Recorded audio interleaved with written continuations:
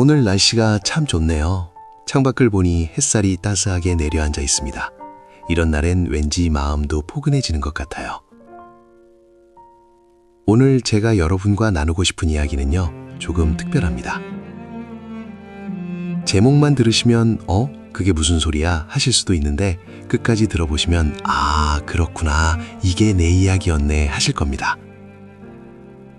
오늘의 주제는 행복한 열등감입니다. 여러분, 열등감이 행복하다니 이게 말이 됩니까? 열등감이라고 하면 우리는 보통 부정적인 감정을 떠올리잖아요. 남보다 못하다는 느낌, 뒤처진다는 느낌, 부족하다는 느낌.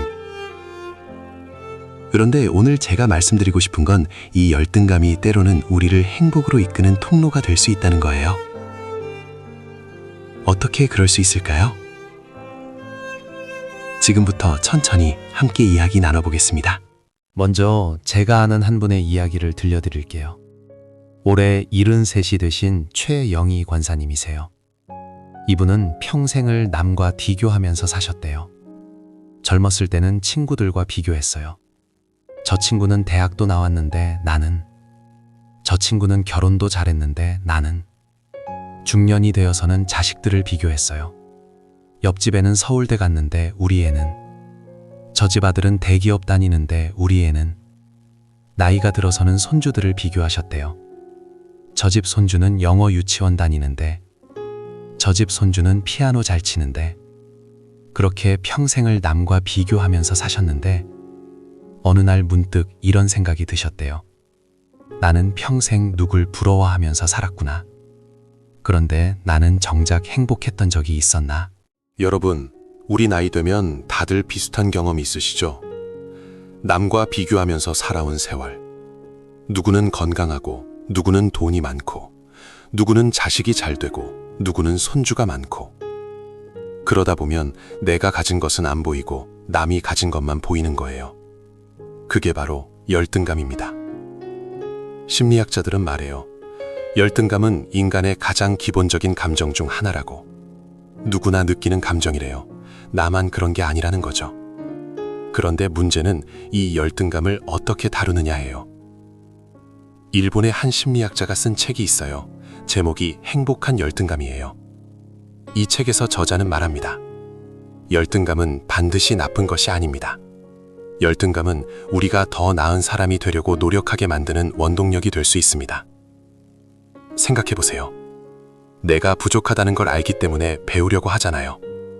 내가 약하다는 걸 알기 때문에 강해지려고 노력하잖아요. 내가 모른다는 걸 알기 때문에 물어보고 찾아보잖아요. 열등감이 없었다면 우리는 그냥 현재에 만족하고 성장하지 않았을 거예요. 그런 의미에서 열등감은 우리를 앞으로 나아가게 하는 에너지예요. 그런데 여기서 중요한 게 있어요. 열등감에는 두 가지 종류가 있다는 거예요. 부정적인 열등감과 긍정적인 열등감. 부정적인 열등감은 뭐냐? 나는 안 돼, 나는 못해, 나는 가치가 없어. 이렇게 자기 자신을 부정하고 절망하는 거예요. 이런 열등감은 우리를 움츠러들게 만들고 시도조차 하지 못하게 만들어요. 반면에 긍정적인 열등감은 뭐냐? 나는 부족해, 하지만 성장할 수 있어. 나는 약해, 하지만 도움을 받을 수 있어. 이렇게 자기 한계를 인정하면서도 희망을 갖는 거예요. 이런 열등감은 우리를 새로운 도전으로 이끌어요. 제가 아는 한 할아버지가 계세요. 올해 84이세요. 이분이 75세에 컴퓨터를 처음 배우기 시작하셨어요. 손주들이 카카오톡으로 사진을 보내주는데 볼 수가 없으니까 답답하셨던 거죠. 처음엔 정말 힘드셨대요. 마우스 클릭하는 것도 어렵고 글자 입력하는 것도 어렵고, 아이고 나는 머리가 안 돌아가서 안 되겠어, 이렇게 포기하려고 하셨대요. 그런데 어느 날 손주가 이렇게 말했답니다.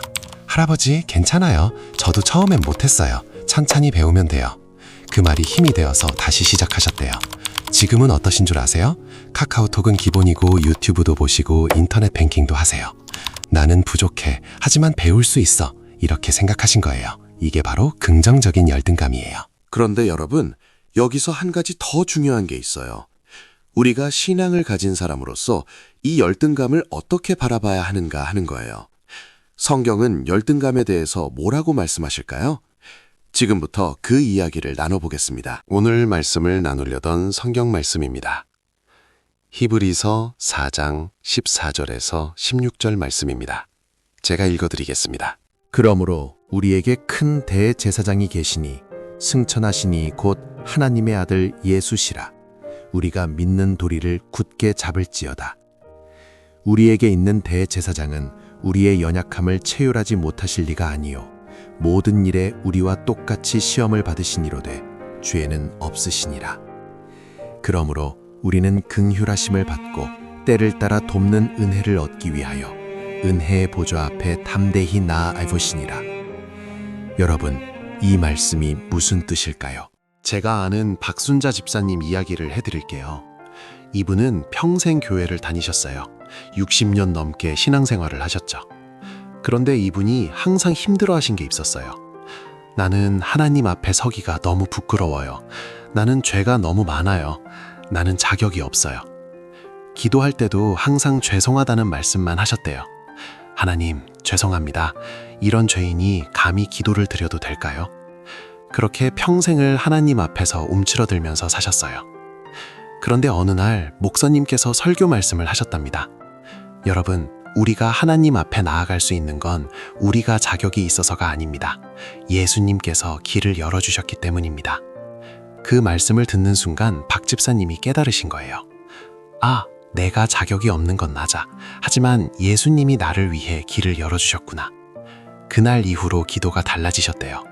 하나님 아버지, 저는 부족한 사람입니다. 하지만 예수님의 이름으로 담대히 나아갑니다.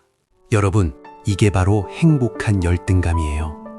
우리는 하나님 앞에서 열등한 존재예요. 이건 사실이에요. 우리는 죄인이고 부족하고 약하고 한계가 있어요. 그런데 이 열등감이 절망으로 끝나지 않아요. 왜요? 예수님이 계시기 때문이에요. 히브리서 말씀을 다시 보세요. 우리에게 큰 대제사장이 계시니, 대제사장이 뭐예요? 하나님과 사람 사이를 이어주는 분이에요. 예수님이 바로 그 대제사장이세요. 우리가 스스로는 하나님 앞에 갈 수 없어요. 너무 부족하니까. 그런데 예수님이 우리 손을 잡고 하나님 앞으로 데려가 주시는 거예요. 그리고 더 놀라운 게 있어요. 우리의 연약함을 체휼하지 못하실 리가 아니요. 체휼한다는 게 뭐예요? 경험해서 안다는 거예요. 예수님은 우리의 약함을 아세요. 왜요? 직접 경험하셨으니까. 배고프신 적도 있고, 피곤하신 적도 있고, 슬프신 적도 있고, 외로우신 적도 있으세요. 시험도 받으셨어요. 우리와 똑같이. 그러니까 우리가 하나님 이게 너무 힘들어요 하면 예수님이 아세요. 그래, 나도 알아. 그거 정말 힘들지. 내가 경험해봤어. 이렇게 공감해 주시는 거예요. 제가 아는 한 할머니가 이런 말씀을 하셨어요. 나는 손주들한테 할머니는 다 알아 이렇게 말할 수 있어. 왜냐하면 나도 그 나이를 지나왔으니까.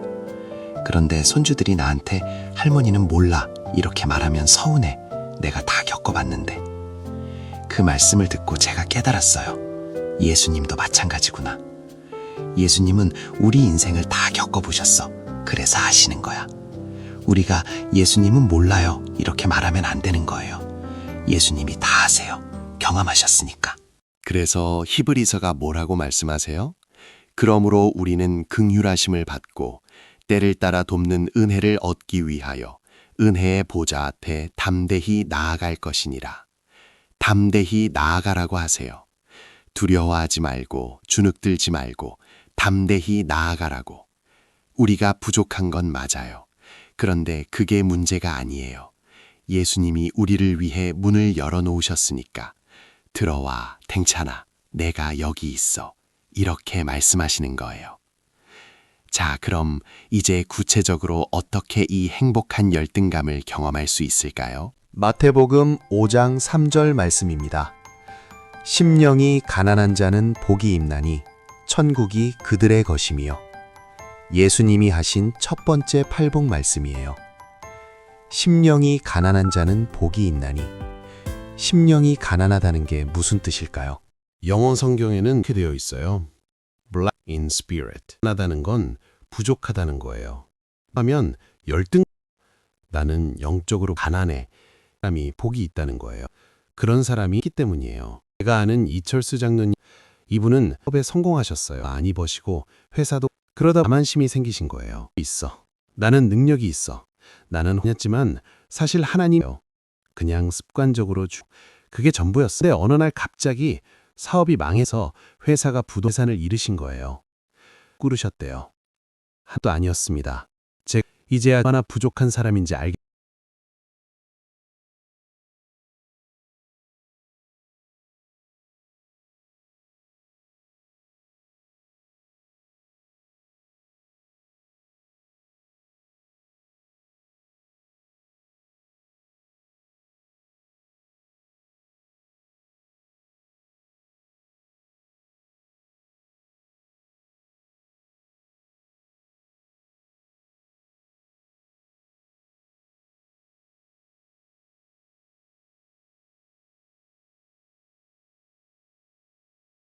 그날 이후로 신앙이 달라지셨대요. 예전엔 교회에서 찬양할 때 그냥 습관적으로 따라 부르셨는데 이제는 찬양할 때마다 눈물이 나신대요. 주 예수와 동행하니 그 어디나 하늘나라. 이 찬송 부를 때 내가 혼자였을 때는 지옥이었는데 예수님과 함께하니 여기가 천국이구나. 이걸 깨달으신 거예요. 예전엔 기도할 때 뭘 달라고만 했는데 이제는 기도할 때마다 하나님, 제가 있어서 감사합니다. 하나님이 계셔서 감사합니다. 이렇게 감사부터 하신대요. 예전엔 성경 읽을 때 지루했는데 이제는 성경 읽을 때마다 하나님의 음성이 들리신대요. 뭐가 달라진 걸까요? 심령이 가난해진 거예요. 열등감을 느끼게 된 거예요. 나는 부족해. 나는 하나님이 필요해. 이걸 진심으로 느끼게 된 거예요. 여러분, 저는 가끔 이런 생각을 해요. 우리가 나이 들면서 몸이 약해지는 것도, 기억력이 떨어지는 것도, 혼자서 하기 힘든 게 많아지는 것도 어쩌면 하나님이 주시는 선물이 아닐까? 젊었을 때는 나 혼자 할 수 있어 이렇게 생각했잖아요. 그런데 나이 들면 나 혼자는 안 되겠어. 도움이 필요해. 이렇게 되잖아요. 그게 우리를 하나님께로 이끄는 거예요. 하나님, 저 혼자는 안 됩니다. 하나님이 필요합니다. 이렇게 고백하게 만드는 거예요. 제가 아는 한 할머니가 이런 말씀을 하셨어요. 나는 요즘 아침에 일어나면 제일 먼저 하나님 감사합니다. 이렇게 말해. 왜냐하면 혼자서는 일어날 수도 없으니까 하나님이 일으켜 주셔야 일어나. 세수할 때도 하나님 감사합니다 해. 왜냐하면 물이 나오는 것도 하나님의 은혜니까. 밥 먹을 때도 하나님 감사합니다 해. 왜냐하면 씹을 수 있는 것도 하나님의 은혜니까. 이분은 모든 걸 혼자 할 수 없다는 걸 아세요. 그래서 매 순간 하나님을 의지하시는 거예요. 이게 바로 행복한 열등감이에요. 베드로후서 3장 18절 말씀입니다. 오직 우리 주 곧 구주 예수 그리스도의 은혜와 그를 아는 지식에서 자라가라. 자라가라고 하세요. 성장하라고 하세요. 우리가 부족하다는 걸 아는 게 성장의 시작이에요. 나는 아직 멀었어. 나는 더 배워야 해. 나는 더 성장해야 해. 이렇게 생각하는 사람이 계속 자라는 거예요. 반대로 나는 다 알아. 나는 충분해. 나는 완벽해. 이렇게 생각하는 사람은 성장이 멈춰요. 그러니까 우리의 부족함, 우리의 열등감이 사실은 축복인 거예요.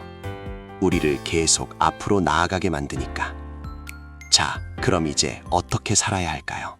제가 여러분께 3가지를 제안하고 싶어요. 첫째, 매일 아침 이렇게 고백하세요. 하나님, 저는 부족한 사람입니다. 오늘 하루도 하나님의 도움이 필요합니다. 이게 자존감을 낮추는 게 아니에요. 오히려 현실을 인정하는 거예요. 그리고 이 고백이 우리를 하나님께로 이끌어요. 제가 아는 한 할아버지는 매일 아침 거울을 보면서 이렇게 말씀하신대요. 이 사람아, 너 혼자서는 아무것도 못해. 하지만 하나님과 함께라면 모든 걸 할 수 있어. 이렇게 자기 자신에게 말씀하신대요. 그러면 하루가 달라진대요. 둘째, 남과 비교하지 마세요. 우리가 열등감을 느끼는 가장 큰 이유가 뭐예요? 남과 비교하기 때문이에요. 저 사람은 저런데 나는 이렇게 비교하니까 열등감이 생기는 거예요. 그런데 하나님은 우리에게 남과 비교하라고 하지 않으세요.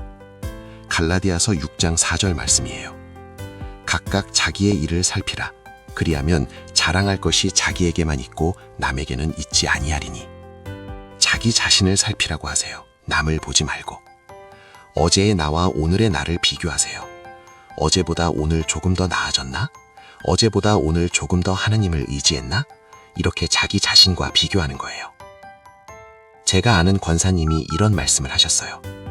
나는 예전에 다른 권사님들 보면서 부러웠어. 저 권사님은 기도를 잘하고, 저 권사님은 찬양을 잘하고, 저 권사님은 봉사를 많이 하고. 그런데 어느 날 깨달았어. 하나님이 나한테 원하시는 건 다른 권사님처럼 되는 게 아니라 내가 나답게 하나님을 섬기는 거더라고. 그 후로 남과 비교하는 걸 멈추셨대요. 대신 오늘 나는 어제보다 나아졌을까? 이렇게 자기 자신을 돌아보신대요. 그랬더니 마음이 편해지셨대요. 셋째, 은혜의 보좌 앞으로 담대히 나아가세요. 히브리서 말씀 기억하시죠? 은혜의 보좌 앞에 담대히 나아갈 것이니라. 은혜의 보좌가 어디예요? 바로 기도하는 그 자리예요. 우리가 기도할 때 그곳이 은혜의 보좌예요. 그런데 많은 분들이 기도를 어려워하세요. 나는 기도를 잘 못해요. 무슨 말을 해야 할지 모르겠어요. 괜찮아요. 기도는 말 잘하는 게 아니에요. 기도는 하나님 앞에 솔직하게 나아가는 거예요. 제가 아는 한 할머니의 기도를 들은 적이 있어요. 하나님, 나 요즘 무릎이 아파서 교회 가기가 힘들어. 그런데 교회 안 가면 섭섭해. 어떻게 하면 좋을까? 하나님이 좀 도와줘. 이렇게 기도하시더라고요.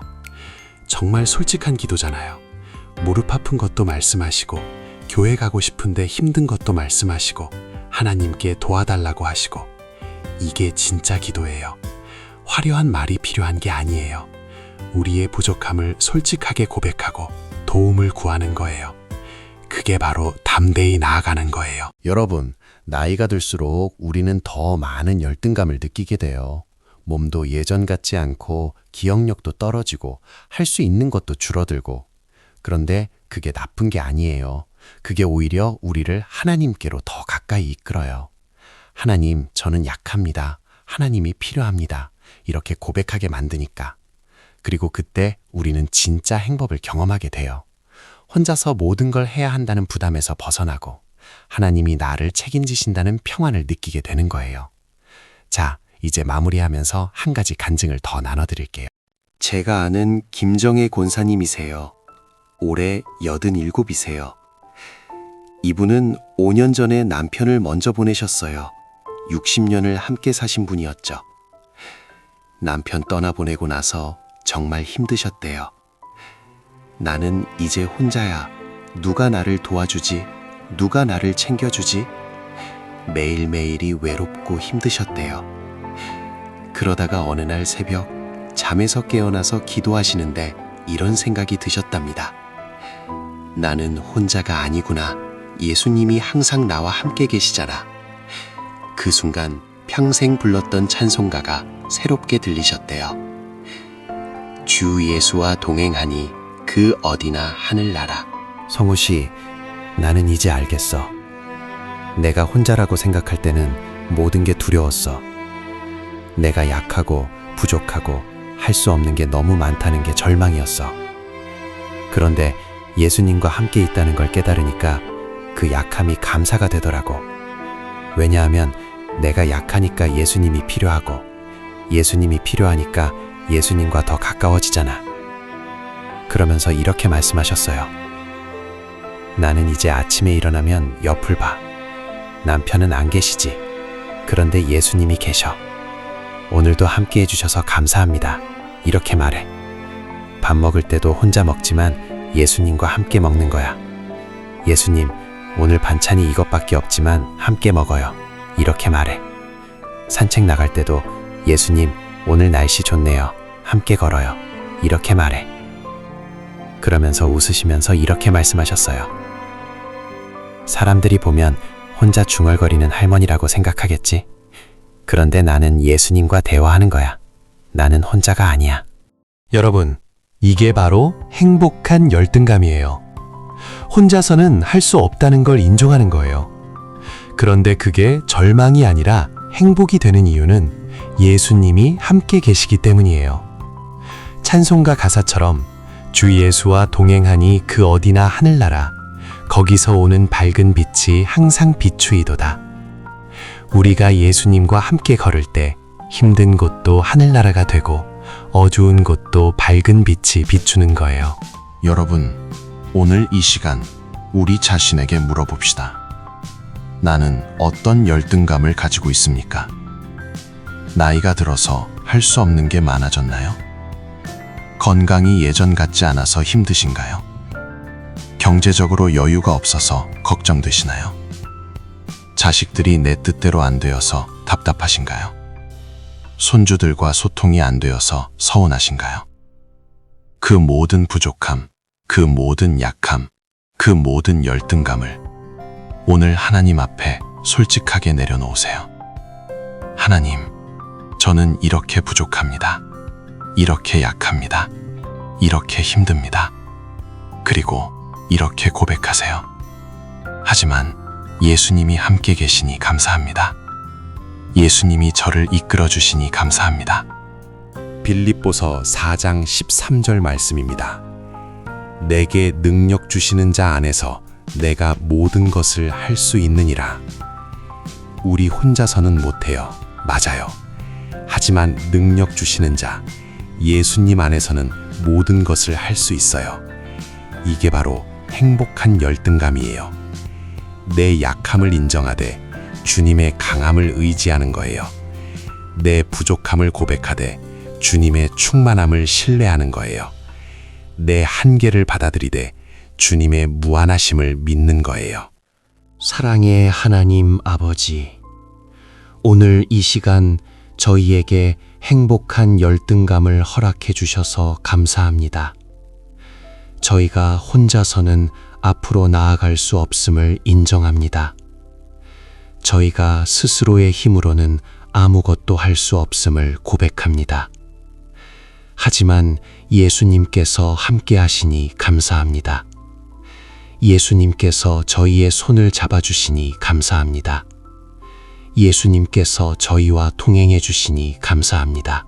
주님, 저희의 모든 약함을 아시고 체휼하시는 예수님을 믿습니다. 저희의 모든 부족함을 아시고 채워주시는 예수님을 의지합니다. 저희의 모든 한계를 아시고 넓혀주시는 예수님을 바라봅니다. 오늘부터 저희가 담대히 은혜의 보좌 앞으로 나아가게 하소서. 저희의 열등감이 절망이 아니라 하나님을 더 가까이 만나는 통로가 되게 하소서. 저희의 약함이 낙심이 아니라 하나님의 강함을 경험하는 기회가 되게 하소서. 주님, 오늘 이 말씀을 듣는 모든 분들이 각자의 자리에서 예수님과 동행하는 삶을 살게 하소서. 아침에 눈 뜰 때도, 밥을 먹을 때도, 길을 걸을 때도 항상 예수님이 함께 계심을 느끼게 하소서. 그래서 그 어디에 있든 그곳이 하늘나라가 되게 하소서. 예수님의 이름으로 기도드립니다. 아멘. 여러분, 오늘 말씀이 여러분의 마음에 위로가 되셨기를 바랍니다. 우리의 약함이 부끄러운 게 아니에요. 우리의 부족함이 창피한 게 아니에요. 그게 오히려 하나님의 은혜를 경험하는 통로가 되는 거예요. 고린도후서 12장 9절 말씀으로 오늘 방송을 마무리하겠습니다. 내 은혜가 네게 족하도다. 이는 내 능력이 약한 데서 온전하여 짐이라. 주님께서 바울에게 하신 말씀이에요. 내 은혜가 네게 족하다. 네가 약할 때 내 능력이 온전히 나타난다. 여러분, 우리가 약한 게 문제가 아니에요. 그 약함을 통해 하나님의 능력이 나타나는 거예요. 우리가 부족한 게 문제가 아니에요. 그 부족함을 통해 하나님의 충만함이 드러나는 거예요. 오늘 하루 여러분 각자의 자리에서 예수님과 함께 걷는 하루가 되시기를 바랍니다. 힘든 일이 있어도 예수님이 함께 계셔 하면서 힘내시고, 외로운 순간이 있어도 예수님이 내 곁에 계셔 하면서 위로받으시고, 두려운 일이 있어도 예수님이 나를 지켜주셔 하면서 담대히 나아가시기를 바랍니다. 참, 오늘 말씀 중에 여러분 마음에 와닿은 부분이 있으시면 주변에 어려운 분들과 나눠주세요. 나도 부족하고 약해. 그런데 그게 행복이래. 왜냐하면 예수님이 함께 계시니까. 이 메시지가 누군가에게는 큰 위로가 될 수 있어요. 우리의 간증이 다른 사람의 희망이 될 수 있습니다. 그럼 정말로 안녕히 계세요.